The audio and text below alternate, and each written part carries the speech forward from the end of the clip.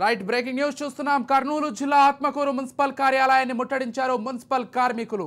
12 రోజుల నుంచి తమ న్యాయపరమైన డిమాండ్ సాధనకు సమ్మె చేస్తుంటే ముఖ్యమంత్రి జగన్ పట్టించుకోకుండా చాలా హీనంగా ప్రవర్తిస్తున్నారని ఆగ్రహం వ్యక్తం చేశారు. ఈ నేపథ్యంలో భారీగా తరలివచ్చిన మున్సిపల్ కార్మికులు మున్సిపల్ కార్యాలయాన్ని ముట్టడించేందుకు దూసుకెళ్లారు. తమ న్యాయపరమైన డిమాండ్లు పరిష్కరించకుంటే ఎన్నికల్లో బుద్ధి చెప్తామని హెచ్చరించారు. తమ డిమాండ్లను నెరవేర్చేంత వరకు సమ్మెను కొనసాగిస్తామని హెచ్చరించారు. మున్సిపల్ కార్మికుల సమస్యలు వెంటనే మా కోరికలు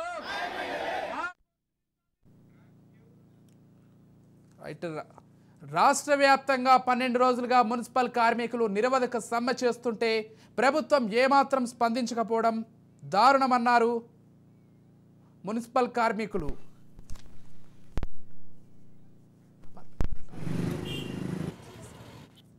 రైట్ కర్నూలు జిల్లా ఆత్మకూరు మున్సిపల్ కార్యాలయాన్ని ముట్టడించారు మున్సిపల్ కార్మికులు.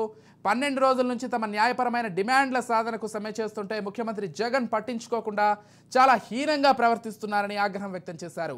ఈ నేపథ్యంలో భారీగా తరలివచ్చిన మున్సిపల్ కార్మికులు మున్సిపల్ కార్యాలయాన్ని ముట్టడించేందుకు దూసుకెళ్లారు. తమ న్యాయపరమైన డిమాండ్లు పరిష్కరించకుంటే ఎన్నికల్లో బుద్ధి చెప్తామని హెచ్చరించారు. తమ డిమాండ్లను నెరవేర్చేంత వరకు సమ్మెను కొనసాగిస్తామని హెచ్చరించారు.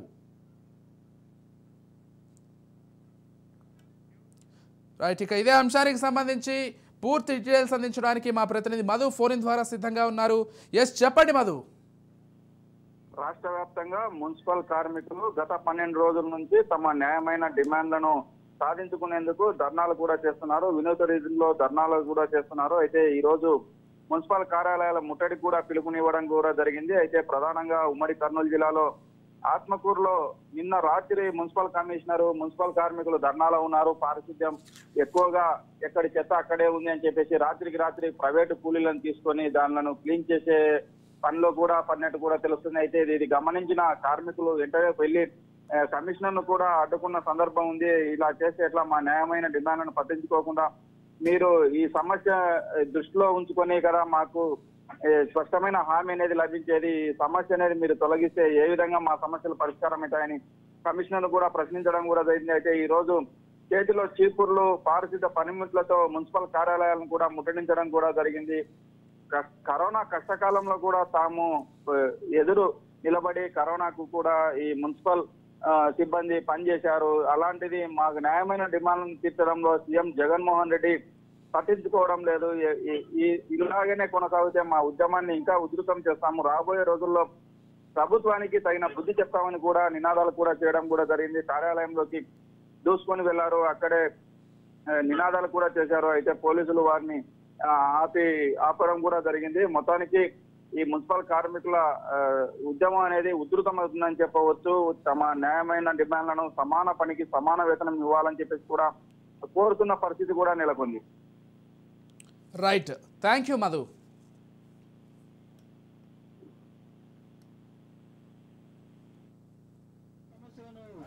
సమాన పనికి సమాన వేతనం అందించాలి. పెండింగ్ ఉన్న పిఎఫ్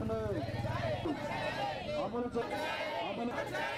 చేయాలి. సంక్షేమ పథకాలను పరిష్కరించాలి. మున్సిపల్ కార్మికుల సమస్యలు వెంటనే పరిష్కరించాలి. మున్సిపల్ కార్మికుల సమస్యలు వెంటనే మా కోరికలు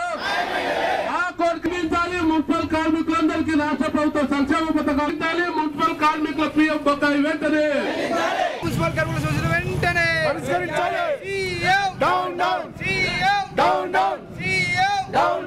రాష్ట్రంలో ఉన్న పరిశుద్ధ కార్మికులు మోసం సీఎం